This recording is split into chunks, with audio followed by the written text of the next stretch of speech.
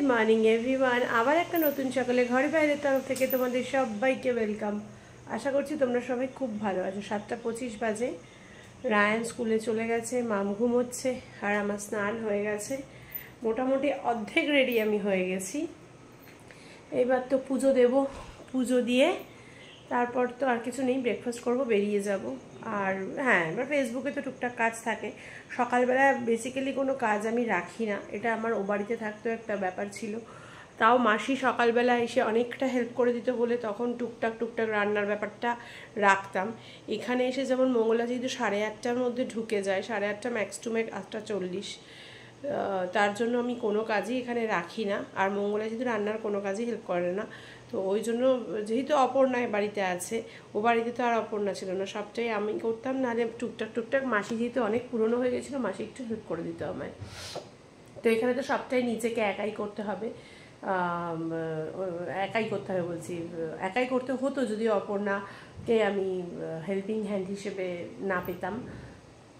তো যেহেতু অপর্ণাই করে দিয়ে যায়, তাই খুব একটা অসুবিধা হয় না। আর যখন অপর্ণা ছিল না তখনও দেখেছো যে আমি যা রান্না বেসিক্যালি আমি রাত্রেবেলাই করে রাখতাম। ইভেন মাছের ঝোলটা যদি ওর বাবা কখনো সকালবেলা করতো, আমি অফিস থেকে এসে মাছটাও ভেজে রেখে দিতাম। তো যাই হোক, মিলিয়ে মিশিয়ে এভাবেই চলছে। আর সকালবেলা আমি খুব একটা কাজের চাপ রাখি না, আমার পছন্দ হয় না। এটা যার এটা ব্যক্তিগত ব্যাপার আর কি। অনেকেই ভাবতে পারো যে সকালবেলাটা কোনো সেভাবে থাকে না, না থাকে বলতে ঘরটারগুলোকে একটু গুছিয়ে রেখে যাই, বাসন টাসনগুলোকে গুছিয়ে রেখে যাই, চাদর টাদরগুলো ভাঁজ করে রেখে যাই। মেয়ে উঠলে মেয়ে শুধু বিছানাটা ঝাড় মেরে দেয়। আর এই যে পুজোটাও দিয়ে রেখে যাই এখানে আসার পর থেকে, কারণ আর সকালবেলা তো সেরকম কোনো কাজ থাকে না। যেদিন আমি ওর বাবা থাকে না সেদিন আমি পুজোটা দিয়ে যাই। তো যাই হোক, মেয়েটা একটু টেনশানে আছে। মোটামুটি সব বোর্ডসের রেজাল্ট যেহেতু বেরিয়ে গেছে, এখন ওদেরটা কবে বেরোবে এটা নিয়ে মাম প্রচণ্ড টেনশানে আছে। দেখা যাক, কালকে রাত্রে এই নিয়েই কথা হচ্ছিল। বিবিএটা এখন খুব একটা মার্কেটটা একটু ডাউন, খুব একটা মার্কেটে আপ নয়। তো সেটা নিয়ে এখন একটু টেনশনে আছে যে এরপরও কী করবে। অ্যাকাউন্টেন্সি অনার্সটার খুব একটা নেওয়ার ইচ্ছে ছিল না, কিন্তু মনে হচ্ছে অনার্সেই যাবে। তারপরে যদি এমবিএ কিছু করা যায়, দেখা যাক। একটু ঘেটে আছে মাম যে ঠিক কী নিয়ে এগোবে। এটা নিয়ে একটু অ্যাকচুয়ালি কমার্স ব্যাকগ্রাউন্ডের খুব কম মানুষই আছে। সে অনেক বছর আগে আমার দাদার পাস আউট, সুতরাং দাদাদের সময় তো এত কিছু ছিল না। দাদাদের সময় অনার্সই নিতে হবে অ্যাকাউন্টেন্সিতে, এরকম একটা ব্যাপার ছিল। তো সেক্ষেত্রে তারপরে কমার্স ব্যাকগ্রাউন্ড থেকে সেরকম কেউ নেই, সেই জন্য একটু অসুবিধা হচ্ছে আমার গাইড পেতে। তাও আমার বৌদির প্রচুর পরিচিতি আছে, বৌদি জানার চেষ্টা করছে ঠিক কোন ওয়েতে গেলে ঠিকঠাকভাবে ব্যাপারগুলো হবে। আর যেই ম্যাম ওকে পড়ান সেই ম্যাম তো ওকে বারবারই বলছে যে বিকম এমকম তারপরে ইউপিএসসিতে বসার জন্য। তো মেয়ে বলছে না, অতটা পারবো না আমি, হয়তো দেখা যাক কি হয়।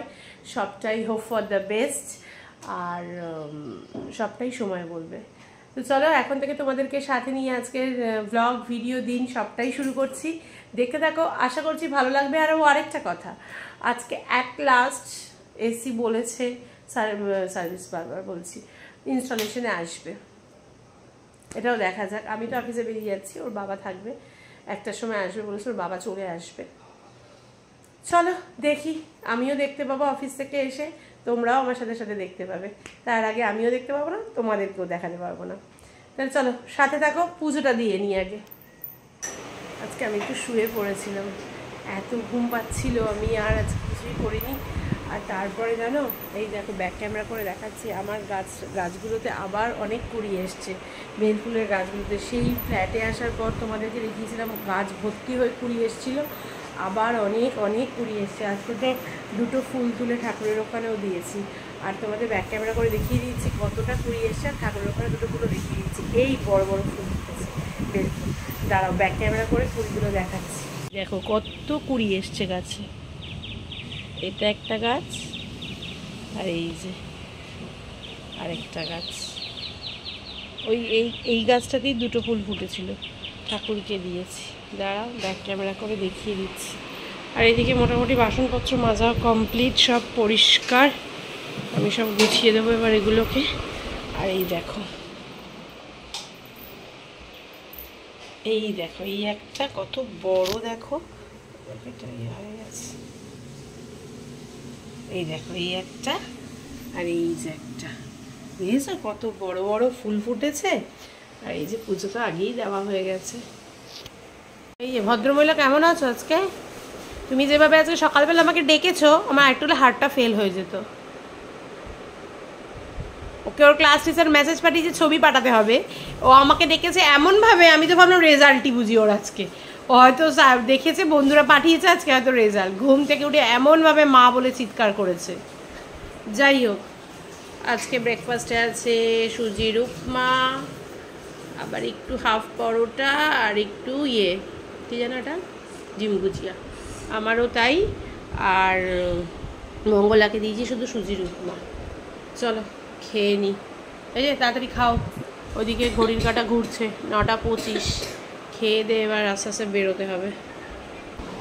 চলো 10:10 বাজে, আমি বেরোই। আর আরেকজনকে দেখো আজকে, দেখতে পাচ্ছ স্কুল ড্রেস পরে স্যার ছবি পাঠাতে বলেছে, স্কুল ড্রেস পরে ওদের কয়েকটা স্টুডেন্ট এখন ছবি তোলার জন্য এই যে রেডি হয়েছে ম্যাডাম। ম্যাডাম এখন হোয়াইট ব্যাকগ্রাউন্ডে ছবি তুলবে, এখন চিপকে রয়েছে, স্যারকে বলে দেবে স্যার আমার ছবিটা চিপকে রয়েছে, ছবি তুলে পাঠাতে পারছি না। তো চলো অফিসে বেরোনো যাক। এবার জানি না যে এসি লোক তো সকাল থেকে ফোন করলো না, কালকে অত কিছু বলার মতো বললো যে আজকে আসবে 1টার সময় ইনস্টল করতে। ওর বাবা তো আসছে, ওর বাবা বেরোচ্ছে এখন, বললো স্নান টান করে ওর বাবা বেরোচ্ছে। ঠিক আছে চলো, একেবারে দেখা হচ্ছে বাড়িতে এসে সন্ধেবেলা। ততক্ষণে যদি টাটা বাড়বে। 6:10 এসছি, প্রায় 6টা। আমার এসে এই টেবিলটা গোছানো হয়ে গেছে, ওখানে প্রচুর বাসন ছিল, ওগুলো গোছানো হয়ে গেছে। আমি মিক্সিটা রেডি করে নিয়েছি, একটু পোস্ত বাটবো, ঝিঙে পোস্ত হবে, একটু কাজু আমন্ড, তারপরে কিশমিশ এগুলো বাটবো, একটু পনির হবে। তো এগুলো কাজগুলো এগিয়ে রাখি। অপর্ণা তো এখনও আসেনি, আমি এগুলো ফটাফট করে রাখি, কারণ আমি আবার লাইভে বসবো। একটু অপর্ণাকে আজকে হাতে হাতে না করলে হবে না। এসে মাথাটা এই কারণেই গরম হয়ে গেছে, সিঙ্কের নিচে জল পড়ছিল, সেই জলের কাজটা এখন করে দিয়ে গেছে প্লাম্বার। এখন বলছে সিঙ্কে জল ফেলা যাবে না, রান্না করতে আসবে, এখন সিঙ্কে জল না ফেলে 10 বার করে আমাকে বেসিনে আসতে হবে, বেসিনে এসে সব কাজ করতে হবে। কিছু বলার নেই, আর আমি থাকলে আমি করতেই দিতাম না এখন কাজ। যাই হোক, আর এই যে অ্যাট লাস্ট লাগিয়ে দিয়ে গেছে। 11:30 এসে মনে হয় 5:30 নাগাদ গেছে। 1:00, 2, 3, 4, 5টা, প্রায় 6 ঘন্টা 6.5 ঘন্টা ধরে এসি লাগিয়ে অ্যাট লাস্ট। পারা যাচ্ছে না, মানে এসি নিয়ে যা চললো। যাই হোক চলো, এখন আর দেরি করবো না। এখন আমি এদিকে এগুলো বাটাবাটিগুলো করে নিই, করে আমি ফ্রেশ হয়ে গেছি, ড্রেসটা চেঞ্জ করে নিই, কারণ আজকে এই ড্রেসটা পরেই লাইভে আসবো। আজকে খুব একটা অসুবিধা হচ্ছে না, কারণ যেহেতু আজকে ঠান্ডা ঠান্ডা ছিল, ঘাম ঠাম কিছুই হয়নি। তো আজকে এই ড্রেসটা পরে লাইভে এসে একেবারে আমি ড্রেস চেঞ্জ করে নেবো। ওই জন্য ড্রেসটা চেঞ্জ করলাম, এটা পরেই রইলাম। এখন আগে এগুলো জিনিসগুলো গুছিয়ে দিই, তারপরে পরে আবার আসছি। ফোনটা চার্জে বসাই আগে।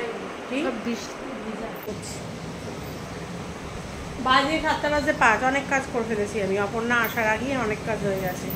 সেটা হচ্ছে পনির ভাজা হয়ে গেছে, তারপরে পোস্ত বাটা হয়ে গেছে, বাদাম ফাদাম যেগুলো বাটার ছিল হয়ে গেছে। অপর্ণা এসে ক্যাপসিকাম কেটে দিয়েছে, আলু কেটে দিয়েছে, পনিরটা বসিয়ে দিয়েছে। আমি পনিরটা করে নিই, ততক্ষণে অপর্ণা এগুলো করে নিই।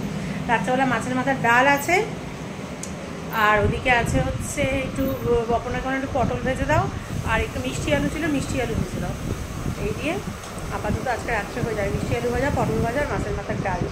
আর কালকের জন্য তো করে রাখলাম ঝিঙে আলু পোস্ত, অপর্ণা করবে ঝিঙে আলু পোস্তটা, আর পনিরটা আমি করে নিচ্ছি। 8:05, ওর বাবা এখন নিয়ে এসছে চপ। ফোন করেছিল আমায়, তো আমরা তো চিপস খেতে পারলাম না, দুধ চা খেলাম, সেটা দেখাতেও পারিনি। দুধ চাটার সঙ্গে চিপস খাবো, চিপসের মধ্যে তেলের গন্ধ, পুরো চিপসের প্যাকেটটা খুলে বাস্কেটে ফেলে দিলাম। আর বিস্কিট দিয়ে চা খেয়েছি, আর ওর বাবা চাটা রেখে দিয়েছে, এখন গরম করে দিয়ে দেবো মাইক্রোওভেন থেকে। এখন ওর বাবা একটা করে চপ নিয়েছে, মা আমাদের সব খাবেও না। আর আমার মাথা এখানটা দিয়ে ঘাটটা দিয়ে কি ব্যথা করছে হঠাৎ করে, গ্যাসের ট্যাবলেটগুলো কিন্তু তারপরেও কমছে না। বুঝতে পারছি না কেন যে এই মাথা ব্যথা আমার আর ভালো লাগে না। যাই হোক, 8:30টায় লাইভে আসবো, 8টা বাজে। তুই কোনো একটু পাপটা গোলাবো, লিপস্টিকটা পরবো, কাজলটা গোলাবো, বলে পরবো, ব্যাস, আর কিছু করার নেই।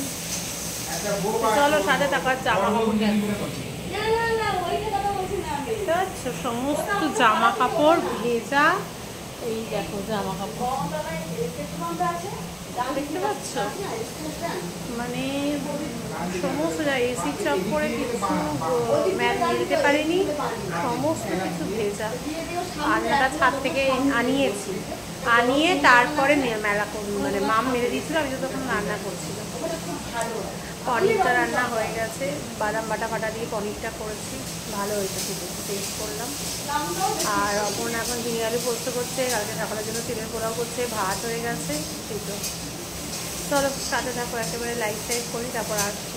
ওনা দেখিয়ে দিচ্ছি কী চপ এনেছে, তারাও দেখিনি খুলে কী চপ এনেছে। এই যে নিয়ে এসছে বেগুনি ভাজা আর হচ্ছে আলুর চপ, আর এই যে ওর জন্য দুধ চাটা আছে। চলো খেয়ে নিই।